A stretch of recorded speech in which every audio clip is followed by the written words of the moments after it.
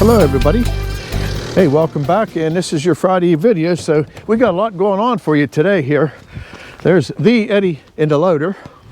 And is this what I think it is? Is this what I think it is? That would be, we're going to try to get 2 by 10 by 12 foot decking. Oh, that is the decking. It did show up. There's a bunch of Yeah, we were waiting. Yeah, we were waiting for logs, and they did show up here. So yeah, we got a lot of stuff to go over here. We're going to get through this swamp here, and I'm going to get the metal detector out of its protective case.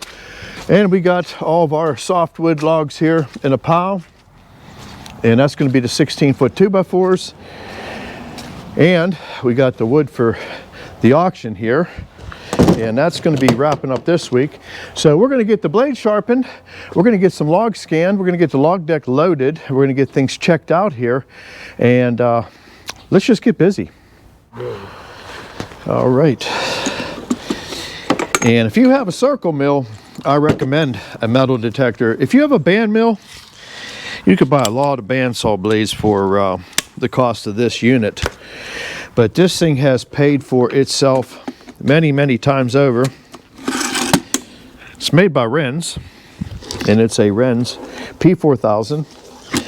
I've had this thing 20 years or more right now, and you can see the case is getting kind of beat up there, but so we're going to go ahead and get this set up and start getting some logs scanned here. Got to hook the wire up to it yet, and we'll get rolling here. All right, let me check it for metal before we cut it to length. This one's good for length. Yeah.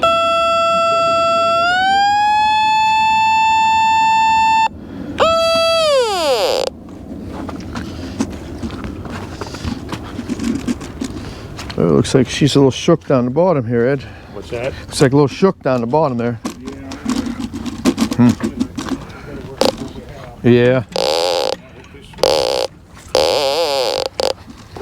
It looks shook, but it only looks shook up on the, up on the outside. All right, which way you gonna bring it back?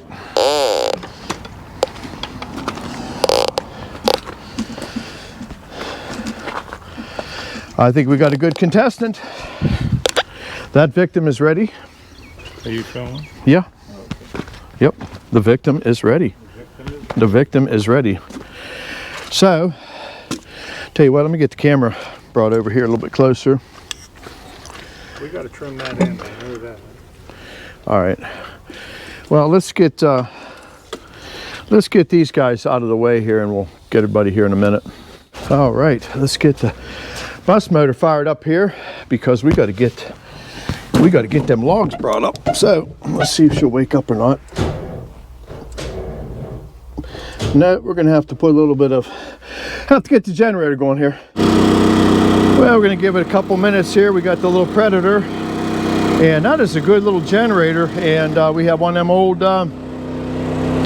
Sears chargers, and it gives you a 40 amp or 200 amp engine starter, but we just let it go into 40. So we'll let it go for about 5 minutes. Bus motor should take right off here. And yeah, we were down to literally 0 here on Monday morning, and it is Thursday, which is Friday Eve, and it is the 25th of January, if anybody wants to know. And look at the windows, how they just fog up, and it's just it really is warm out. It's 57 out today, and we can look over at the thermometer here real quick before we fire the lights up. But yeah, not bad for January. So we'll get a charge on here. Let's see if she fires up. All right, it's been 5 minutes. Let's see if the bus motor will wake up. Oh yeah, there we go.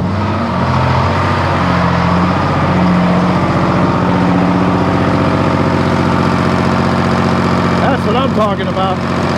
Well, now that we can get the log deck moving, and yeah, that way we're not dealing with the cold engine early in the morning, and it makes it tough in the morning when you're up here and you got a frozen motor, and when you're not sawing for 2 weeks, things tend to get cold and batteries die, and this is just what happens. So this is the reality of owning a sawmill in a climate where it gets cold. So Eddie's going to get that first log up on the deck. We're going to fire the blade up and let the hydraulics run for a little bit, and okay, we'll see you.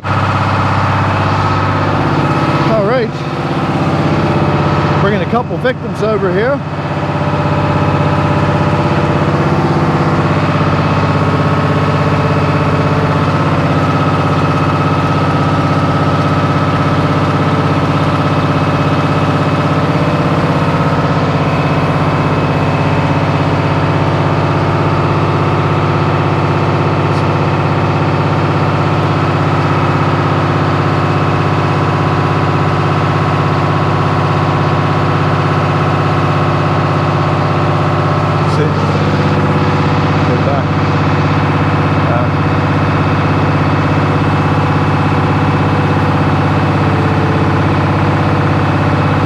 Go.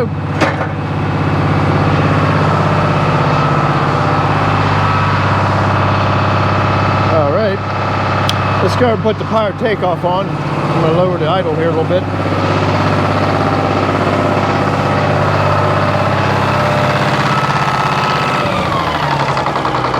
And that's how our hydraulics work right there.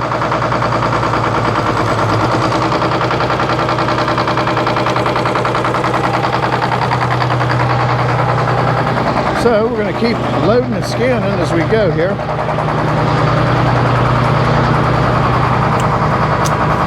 Darn tripods everywhere. So this foot pedal right there runs my chains. So when I push down on it, it will bring the logs up here. Sorry about the camera, I'm just looking at. And I bring them up so far at a time so that we can keep putting the next log to it. And what I'm going to do here is I'm going to put my little cab heater on and try to defrost this thing. And we'll get this, hopefully get the windows cleared up before we shut the motor off. All right, let's sharpen the blade here, and I'm going to show you what we're working with here. We have an Andrus air sharpener using a diamond wheel. This is carbide blade, carbide bits. So I'm just going to go through some basics of sharpening. Everybody wants to know everything, what we do, how we maintain it, and I'm trying to bring you guys along for as much as I can. It is sometimes impossible to film everything, and I don't know how the camera angles until we edit the film. So I'm sorry, I'm not going to have safety glasses on because they're so fogged up. I'm gonna end up getting hurt doing it. It is just a 57-degree day, and we're in the middle of January here. So there's a stop on the bottom of this sharpener, and it sits to the bottom of that tooth. I'm running a stand-all. If you're running carbide, it's going to be a stand-all bit. That's what they call it. So you want to make sure that that sharpener is touching the bottom of that thing. On the other side of the sharpener, there's a little lock handle, and you bring the lock down. And what we're going to do is we're coming up on the face of the tooth. So there you go.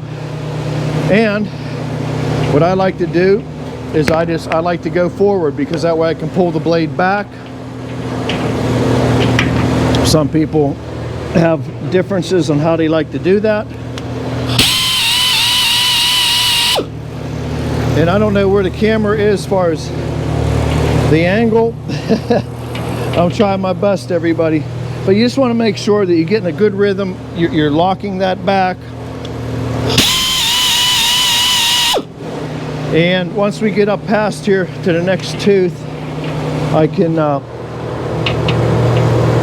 can check my result here. And what you want to do is you want to look at the bottom of that, and you want to see it nice and shiny, and this thing will be like a razor blade.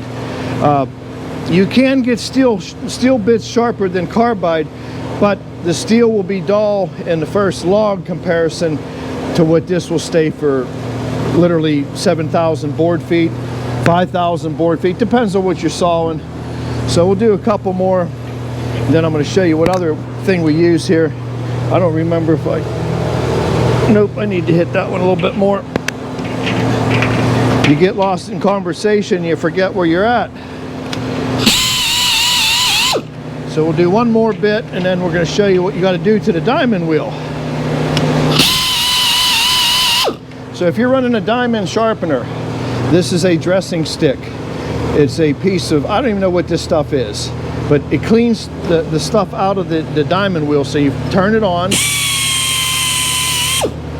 and it basically cleans all that carbide out of that the grit.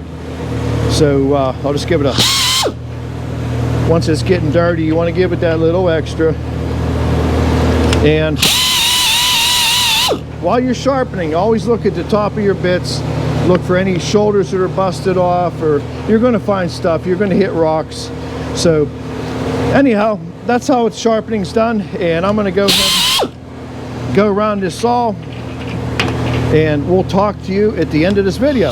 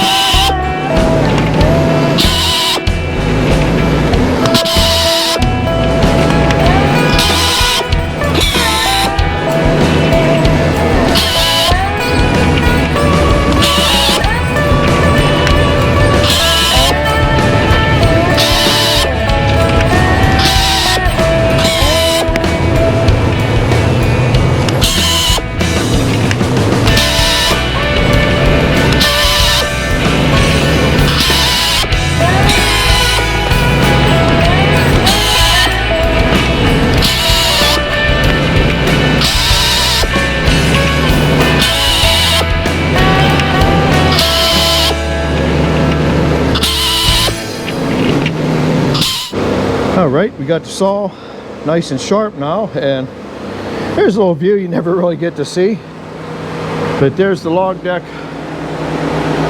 all loaded up, ready to go. And there's Mr. Laser, and everybody says, is Mr. Laser for real? Well, yes, he is. And we'll just get down over here and take a good look at what's coming your way. So all right, let's go over and talk to Eddie here for a minute. And yeah, there he is. And he just draws a nice little line right out over that log. So yeah, a lot of people are very curious about things here. So, and there it is, nice and sharp. There's some pole logs coming in, and these are all going to be destined for firewood. But every once in a while you find a treasure out of that. Oh yeah, yeah. And there might be a couple in there, but they've been coming in just right for that processor. Oh yeah, about that big. Yeah, you're looking at yeah, all hardwood. Just going to be all absolute BTUs on that truck. But that's how we do stumble across some of our saw logs. That stuff over there, the stuff that's on a log deck, came in on them same trucks. They're going to be cut into 6x6 blocking though. But yeah, that's all we're going to do with that. But hey, sorry you didn't have no sawing for your Friday Eve, but you get to see what goes into getting ready to saw. after we've been frozen out for last Saturday. I think it was 8 degrees in the morning. Oh yeah, it was with about a 25-mile-an-hour wind. There was no way, and you got to see the 2 shorts that I did on that. And we're going to be back at sawing here, and it looks like winter is going to give us a little reprieve. We got to wait for that groundhog. Yeah, yeah, that groundhog. Yeah, we base our weather on a groundhog. I forgot all about that. And hey, some word on Nuts 319. Yeah, Pete, I talked news. to him last night, and I think as of now he should be home. Yeah. And us and you know, we're going to take a ride over there, get ZZ and you, myself, go over and say hi to Pete, and just be good to see him. You know, under better circumstances. He has a little ways to go, but he's doing much better. So the man's got grit. Oh yes, he does. You need grit in this business. For sure. He has it. Yeah. And here's something else I want to show you before the end of the video. These lumber covers. If you have a sawmill and you're looking for, I'm not going to say cheap, but free lumber covers. These come from lumber yards when they're bringing in bulk lumber. And our friend Mike has got a connection here, and I think they're 68 or 58 inches, whatever they're About 5 feet or so. yeah, they're pretty perfect. they're pretty wide. They go down over the pile on each side, and they come in about 60-foot pieces. Yeah. And this is what it looks like when it's all folded up. So we're making these into 15-foot packs. I fold them so when you unfold it, the center is right there. So you know when you put that on that lumber pack, the center will be right there. So you're not messing around. It's good to keep the black down so you're not cooking the pile either. Yeah, and that's just sort of the way it's designed. I think the white is for the UV. So all right. Enough of that. So hey, thanks for coming along, and we'll see you on the next one we're sawing. All right, bye-bye.